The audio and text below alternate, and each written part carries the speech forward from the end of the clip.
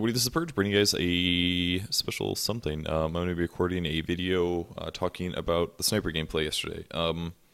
I kind of wanted to do something like this because the video that I uploaded obviously was not a sniper gameplay. Well, it was just like a scrim game basically. So there's some value in it, I think, because you got to hear our team chat while we played and learn things better about teamwork and things like that. But unfortunately, I didn't get to talk about Sniper much at all. I barely said anything about him as a hero, and there's actually a lot of little nuances that I wanted to explain that I think you guys could benefit from because I don't plan to play Sniper very often because he is a pretty easily countered hero. So I just wanted to hop back into the replay, and I can talk about a couple of things over the course of the various points of this game that I wanted to look at. So that's what I'm going to do now, and I hope that you guys are into this. Let me know in the comments whether or not you like this, but I'll just speed this up here. Actually, we'll just jump a whole crap load until through the picking stage and take a look at a couple things.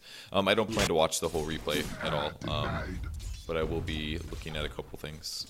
Okay, so just to start things off, I'll just do free camera. I guess I don't really need player perspective or anything. Let's see if this works in a sec, guys. My arrow keys not work? Oh, is it because it's paused? Oh yeah, it's because it's paused. Alright, cool, these still work. I just got a new keyboard, so. Okay, so a couple things to point out. I forgot I was against a Weaver. I couldn't remember who the offlane was. A couple things. Oh my gosh. Alright, this is what we're going to do. We're going to slow this down really far because I want to use arrow keys still. Alright, this is distracting. Alright, so starting the item build. For Sniper here, in an early lane, the reason I picked up a Ring of Protection really fast is because I want a fast Ring of Basilius. Sniper's base damage is pretty darn crap at 42, so that means you really do need some fast base damage. So all I need is like, what, 4 last hits or something. I can buy a Sage's Mask from the side shop, and then I get +6 damage from the Basilius, which should give me enough damage to do a decent job. So that's why I picked up a Ring of Protection here. You need some regen. Ironwood branches are good as well. The int isn't really needed until you hit level 6, but, you know, it works. So that's Sniper in the early laning. People were questioning my skill build in a couple places. In the past, I wasn't completely sure what to do, but I think maxing headshot now is the best way to go about it because it scales amazingly well in comparison to what it did in the past. In the past, the chance percentage would go up by like 5% per level or something, and the mini stun durations would change, but now all around it's a lot better. It does up to 90 damage at level 4 at a 40% chance, and if it procs, then it cannot be evaded. So it's actually very good against heroes that have evasion, or at least it helps 40% there. That's physical damage, by the way. That's 90 physical damage. That's really, really good. Headshot is fantastic skill now, much better than it was in the past. Before, I think the max headshot damage was like 50 or 60, something like that. Take aim is arguably his second best skill because it does increase the range of his attack. His attack range, if we press play here, can we look at this? His attack range is 550, so if you add 300 to that, we're talking a range of 850, which is actually huge. I also want to talk about how awesome my cosmetics look. I was really happy with how these looked. Anyways, the reason we played Sniper in a Captain's Mode game is because Sniper is really hard to pick in a regular hero matchup, or like just a pub game. The reason is because he's kind of a bad hero, and he's really, really easy to punish. He has pretty low movement speed, his armor is low, but more importantly, his HP isn't good. So if we jump forward, let's just hop forward to a random part in the game. We'll see how far in we get. Alright, we're 32 minutes in. Let's look how much HP I have. I have 900 HP. That is absolutely crap for 20 minutes into the game. Without something like a Shadow Blade, Sniper is the easiest hero in the game to kill. It is like ridiculous. He is not hard at all to kill. Like right here, I got ganked by the... Let's back up 10 seconds here. I love this little button. Alright, so I've been farming for most of the game. I think I just got a Yasha. Here comes a PL. He's going to nuke me. I believe he has Diffusal Blade at this point. If I didn't have a Shadow Blade and if he had a Dust, or if he just had a Dust alone, I would be dead. Guaranteed. That's kind of why you have to get Shadow Walk, because it lowers the chances of you getting killed by a Diffusal Blade or any hero, basically. Pretty much any hero on their team can solo kill me except for Keeper of the Light. Keeper of the Light's probably the only hero that can't solo kill me. Lion can solo kill me as a support, just about.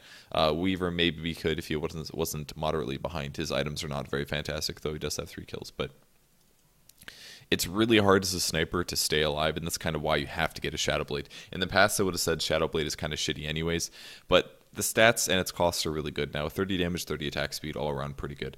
I grab a Yasha because building a Manta helps you siege towers as well as evade things. You can get out of dust with it, for example. Not something I focused on this game, but you can avoid dust with a Manta style, and that's another thing that's really nice about it.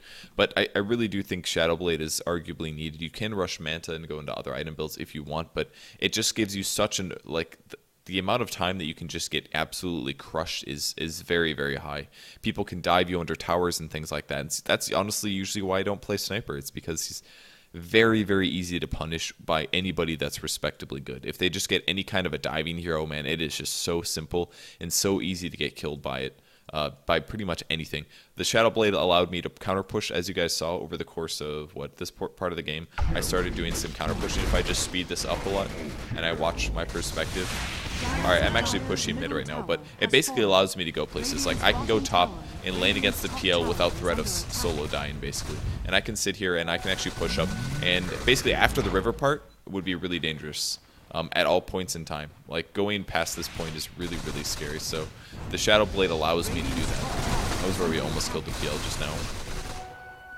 It's like a machine gun. Like, pressuring this tower as I'm about to do here. Like, doing this without Shadowblade, I would have died there as well. 100%. So that's kind of why you pick up the Shadowblade on the Sniper, because it allows you to leave your base and leave areas that normally wouldn't be as safe as they would be in previous times. So I also went for phase boots over regular boots. The reason I picked up phase boots over regular boots is because you kind of want the positioning. Like I said, Sniper is pretty darn squishy. If we skip back to the early part of the game, and we're looking at last hitting power, it's kind of the same as why I picked up the Ring of Basilius. It's because I want extra base damage. This is a little too early here. We can boost up a bit here. But the phase boots not only let you last hit very well, they help you position in lane, and especially when you're against a long lane solo, phase boots help you a lot. They help you a ton. At this point, Weaver has lower movement speed than me because he's farming less, which means I will have boots before him. And if all things go well, I'll pick up phase boots as well pretty fast. And once I have phase boots, then bam, then I have a lot more damage than him. He's got very, very low armor. If I proc headshots, it's a really big advantage. I actually don't want this to be, I'll just do like 2 times speed or something like this. But usually I just kind of want to ping hits on him. I could be doing this even better if I had phase, but putting hits on him like this is just really, really beneficial towards my cause. Headshot will help with that as well, but largely, or I'm sorry, take aim will help that with that as well, but largely I think headshot is the best thing that we can have in this situation. So, but I will get phase boots shortly if we just speed this up a lot. I'm sure I'll get there eventually. If I could hit last hits, doesn't look like I am. Radiant's middle tower is under attack. Yay, money. Alright, so I've got phase boots now. I hit for an extra 24 damage. I have insane movement speed compared to what the Weaver's working with. Even when he uses Sakuchi, he's not even using that much of an advantage. But basically, if I want to actually harass, I can get in position at all times. I actually phase towards him because I was worried about covering him, but you really do have to cover your allies. That's another really nice thing about Sniper actually versus Weaver is that I actually have a range advantage, and usually Weaver can trade hits really, really easy with people. He probably could have tried to kill me there, and if I was him, I maybe would have. I think I made a mistake there, but you never really know. Dire's middle tower is under And every attack. time he uses Sakuchi, I can just phase and run away, basically, because I am really worried about him actually being able to just do damage. And right here, for example, look at these extra hits that I get to use just by having phase boots. And then I got the solo kill. Partially because of phase boots, the movement speed and all that stuff. You get closer to him. But this is really a good matchup, honestly. Weaver's kind of a squishy hero. His range isn't the best, and phase boots really helps me leverage that. So I was pretty happy being against a Weaver. Somebody like a lone druid would really suck, I think, or at least would be annoying. Maybe a lone druid wouldn't be too bad, but if he ever got decent items at all, it would be kind of a pain in the butt to fight against him. Under attack.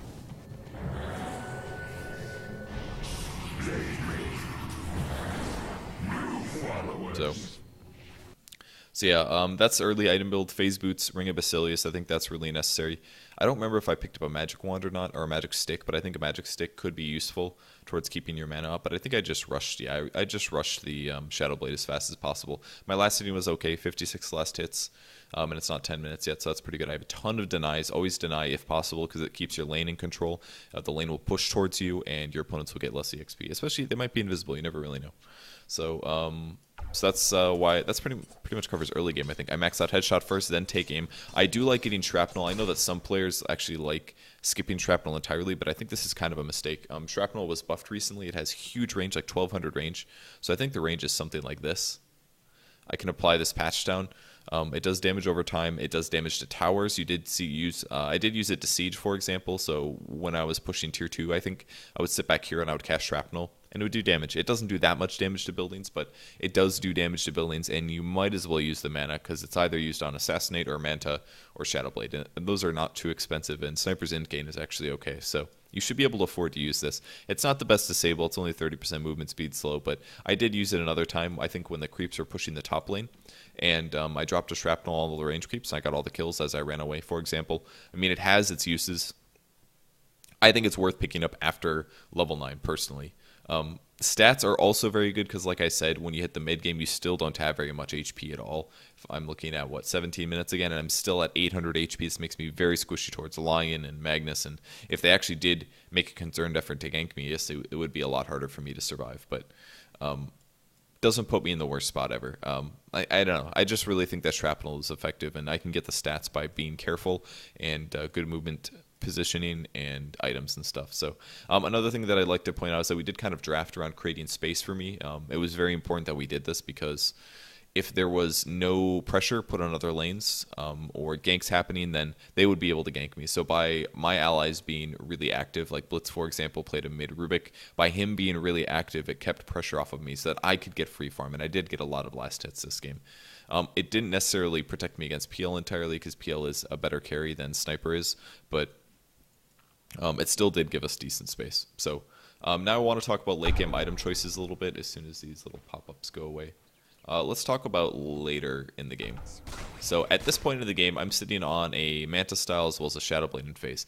It gives me decent damage, but it's not that fantastic. My HP is okay. I'm level 16. My ultis are really good. 655 nuke damage from that range is very effective. But part of the problem is that Manta illusions don't get any of the bonuses from Shadowblade. Neither the damage or the attack speed, none of the phase damage, none of the Basili's damage. I mean, my Manta style illusions do, 28% damage? They're hitting for about 28, and I don't think their headshot procs actually work. So basically, Manta style is kind of a crappy damage item on Sniper. The reason you pick it up again for the siege, you can remove dust. It makes it confusing for enemies. If enemies, like if there was a Storm Spirit on the enemy team, for example, like Sniper can't do anything about it because if I don't have a BKB or a Manta style, because he can just ball lightning in, he can close the gap easily, and he can definitely solo kill me. There's so many heroes that could solo kill me if they can also close the gap. But Shadowblade and Manta help prevent that gap closing. It helps me get escape and stay alive long enough to not die and to continue to get last hits. So they don't synergize extremely well. If I wanted a super synergistic item build, I would get like Manta style with Butterfly and a Daedalus or something like that. Or I would do like Butterfly with Yasha and I don't know. But you usually want to stack a lot of excuse me. You want to stack a lot of agi items usually when you get Manta style because it makes your illusions very good. So another thing that didn't stack very well with Manta style, Mjolnir or Maelstrom. I did pick this up. I think at this point, this is when my Maelstrom, I believe, was sitting on the courier for freaking forever. But if I go forward a little bit. Okay, so Maelstrom now. Maelstrom also does absolutely nothing for my Manta style. This is like a bunch of mid-game items that are effective in their own way, and I think I had to progress this way, but it doesn't really make Sniper really strong. And this maybe is part of the problem with the hero, is that he kind of needs all these certain items that he needs for damage but aren't really fantastic. The nice thing about Maelstrom and why I got it this game is because it does help me AoE farm and push. You can see that, I'm sure, as I will push this creep wave, but you will shoot out lightning and it will help you push and it will do damage. But largely the reason you get it is because it gives you some AoE, and range heroes don't have another way to get AoE other than Maelstrom, unless I'm crazy. The reason we picked it up is because it gives me AoE against the PL, and despite him already having a heart, the damage will help. 120 magic damage that's going to bounce around. It will AoE down his illusions, and that's why we picked it up, so that I don't, if I ever fight PL in a team fight, I don't have to worry about, I don't have to rely on my allies completely to pick off the PL. So this is why I picked up the Maelstrom. I didn't want to make a Mjolnir because I didn't want to go all in on expensive lightning jumps, but just picking up the Maelstrom alone will increase my farming by a little bit, and most importantly, help deal with the PL illusions. Again, it makes my Manta illusions pretty darn shitty all around, but whatever. If I wasn't against a PL, if I was against a regular carry that didn't have these, like the annoyingness that is PL, then I would have skipped the Maelstrom and I probably would have gone straight into Butterfly at this point. And then late game I did end up picking up a Butterfly. Eagle Song first. I sat on the Eagle Song for a long time because it took a while to pick up the Butterfly. HP is still extremely low, by the way. But eventually I was able to pick up a butterfly, and butterfly at this point makes sniper a lot more survivable. I still didn't have it at this point. Apparently it took a while to get the butterfly. At this point, I still did not have the butterfly. The butterfly's like literally right there. Let's just press play for a second. Okay, so things butterfly gives me that are fantastic. A lot of attack speed, gives me 60 attack speed, gives me 60 damage, and it also gives me 35% evasion. This applies to your illusions as well. And this is the first real item that I got that actually makes my manta illusions very good. And that's because it applies 30 agility, which means 30 more damage goes towards my illusions. It gives them 30 more attack speed, and it also gives my illusions evasion and my self evasion. This increases my survivability a lot, especially against the PL, because he's nowhere near close Monkey King bar. So once I finally got the butterfly, this really pulled my items together and made me an effective carry. At this point, I just had to worry about positioning. And an item after this point, probably Daedalus or something like that. I could have done a Daedalus. I could have done like a Scotty. A Scotty is actually very good on Sniper in my opinion because it gives him a lot of HP, which he needs. And the slow is great for utility. It's really hard for people to get away if you have a headshot as well as a Scotty. So that's basically the explanation of all my item builds and skill builds. Get ulti whenever possible, of course. I talked about why I think Shrapnel is still pretty good despite your HP being lower than it would be otherwise. And I think that's about it for the sniper game. So I hope you guys enjoyed this. I wish I would have been able to talk more about this during the game, but the game was very close. And of course, I was on Skype with everybody. So I don't know if I'll do these that often, but I really felt like I needed to talk about Sniper because I'm expecting to not play him almost ever. And he's a hero that is very popular at low skill levels, but he's very difficult to play at high skill levels. It really depends on what enemies they have. If they had like a Storm Spirit or an anti-mage or a lot of really mobile enemy heroes, then Sniper becomes kind of a problem. A PA is another good example. Phantom Assassin can kill Sniper very easily. There's a lot of heroes that could have easily killed me, and you have to only pick him when your opponents don't have as much mobility and preferably less stuns. Lion is a scary hero, for example, but preferably your allies have you have a good draft around your opponents not having diving heroes. Otherwise, it's very easy to get behind and to end up feeding despite playing the hero okay. You have to play him really, really safe. So that's it for the Sniper game. Thanks everyone for watching. I'm going to a LAN this weekend, so I don't know if I'll be able to make videos every day, but I will hopefully be able to. I'm going to play some Dota right now. I won't stream it, but hopefully I will get some good pubs played, and then I can commentate those later and give you guys some more cool Dota knowledge. So thanks everyone for tuning in. Go follow me on Facebook or Twitter at Purge Gamers, and thanks everyone for watching. See you guys later. Bye.